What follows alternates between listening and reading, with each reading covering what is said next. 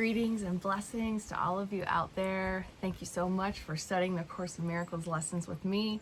Today we're going to be doing lesson number 71, Only God's Plan for Salvation Will Work.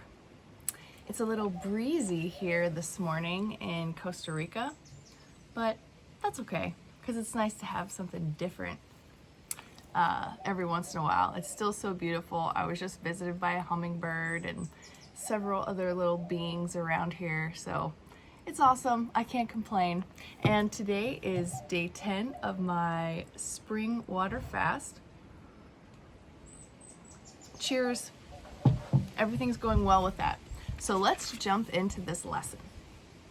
Only God's plan for salvation will work. You may not realize that the ego has set up a plan for salvation in opposite to God's. It is this plan in which you believe. Since it is the opposite of God's, you also believe that to accept God's plan in place of the ego's is to be damned. This sounds preposterous, of course, yet after we have considered just what the ego's plan is, perhaps you will realize that, however preposterous it may be, you do believe in it. The ego's plan for salvation centers around holding grievances. It maintains that if someone else spoke or acted differently, if some external circumstance or event were changed, you would be saved. Thus, the source of salvation is constantly perceived as outside yourself. Each grievance you hold is a declaration and an assertion in which you believe that says, if this were different, I would be saved. The change of mind necessary for salvation is thus demanded of everyone and everything except yourself. And I just want to say right here that this is an election year in the U.S. And I feel like so many people go into that. It's like a victimization consciousness, victim consciousness, where their candidate is going to be the thing that saves the world for them. And if their candidate doesn't win, then oh God, it's like you're so devoted to this totally external thing. Anyway, so just keep that in mind as the energies move about, especially in the US, well, probably throughout the world, because I think whoever becomes the United States president inevitably affects all the countries anyway. So let's not get caught up in that. Let's get back to our lesson. The role assigned to your own mind in this plan, then, is simply to determine what, other than itself, must change if you are to be saved. According to this insane plan, any perceived source of salvation is acceptable provided that it will not work. This ensures that the fruitless search will continue, for the illusion persists that, although this hope has always failed, there is still grounds for hope in other places and in other things. Another person will yet serve better, right? Another president, another governor, another mayor. Another situation will yet offer success, a better job, a better relationship, blah, blah, blah. Such is the ego's plan for your salvation. Surely you can see that how it is in strict accord with the ego's basic doctrine, seek but do not find. For what could more surely guarantee that you will not find salvation than to channelize all your efforts in searching for what it is, This is one of those things. All right, let me do that sentence again. For what could more surely guarantee that you will not find salvation than to channelize all your efforts in searching for it where it is not? God's plan for salvation works simply because, by following His direction, you seek for salvation where it is. But if you are to succeed as God promises you will, you must be willing to seek there only.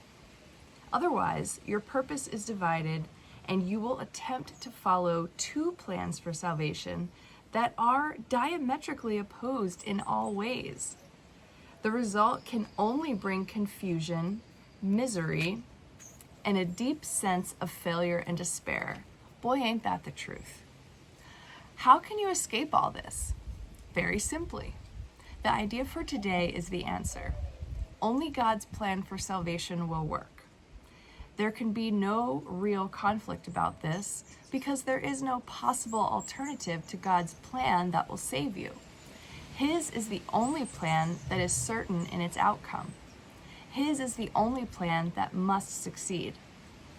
Let us practice recognizing this certainty today. And let us rejoice that there is an answer to what seems to be a conflict with no resolution possible. All things are possible to God. Salvation must be yours because of His plan, which cannot fail. Begin the 2 longer practice periods today by thinking about today's idea and realizing that it contains 2 parts, each making equal contribution to the whole.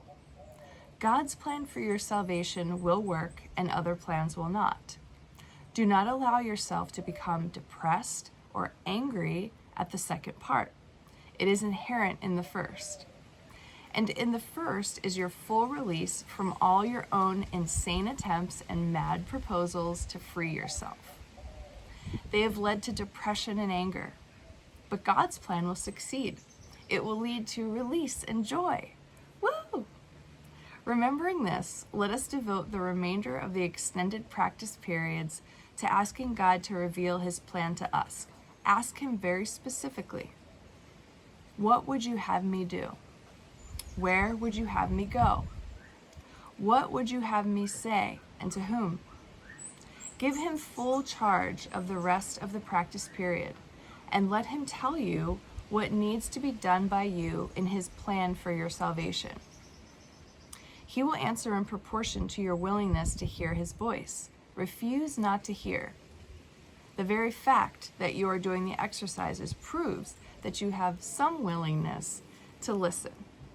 This is enough to establish your claim to God's answer.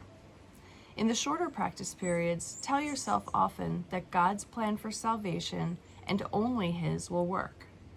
Be alert to all temptation to hold grievances today and respond to them with this form of today's idea. Holding grievances is the opposite of God's plan for salvation, and only His plan will work. Try to remember today's idea some 6 or 7 times an hour. There could be no better way to spend half a minute or less than to remember the source of your salvation and to see it where it is. Only God's plan for salvation, not the ego's plan. Ha! All right, everyone. Well, I don't have too much to add today. Things are going well here. I'm with this wonderful group of people. We support each other amazingly. And I have the lessons kind of running through my mind during the day. And I think of all of you. I have been thinking about doing a Zoom. I just don't know, the internet room that we're in it closes at 7, which is usually the time that I would do it. So I don't know if I'd have to do it a little earlier. I'm thinking about maybe scheduling it for after my fast, just because I'll be feeling great at that point. I still feel a little lack of energy. And by the end of the day, I'm just focusing on getting these glasses of water down my throat. So it may be a little earlier in the evening and on, I don't know which day it'll be. I could try to make it on a Tuesday, maybe the Tuesday that I start refeeding. Anyway, so let me think a little bit more about that. I still would like to do a Zoom. I don't want to cancel it.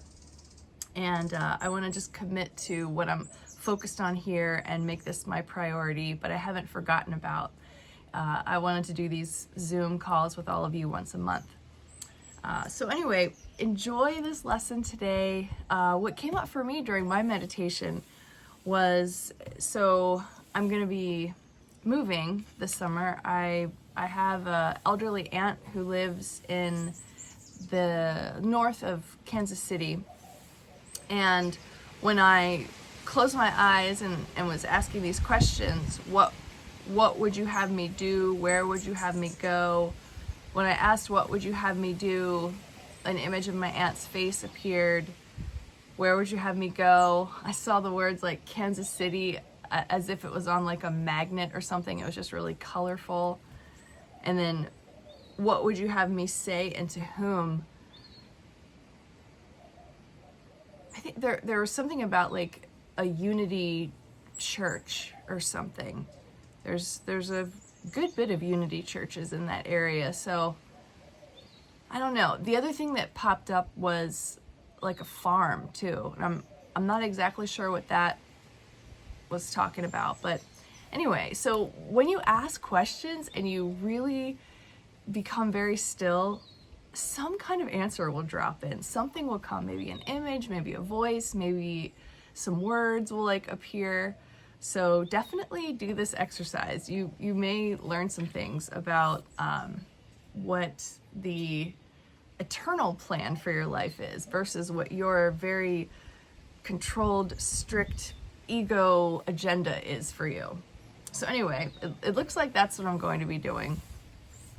Sometime this summer, early fall, I'll be making a transition from Florida to the Midwest. So who knows where life will go beyond that. But I'll keep you posted, and I'll continue doing my lessons. We'll still be in this year as I make that transition, so that'll be fun to be doing this every day with you during that. And yeah, have a wonderful, beautiful day. I love you all so much. Thank you for being here. Thank you for studying the lessons. Thank you for coming along with me on my water journey, and I can't wait to tell you everything that I've learned from this experience after I'm complete with it. So stay tuned for all of that. Have a wonderful day, and I'll see you back here again tomorrow.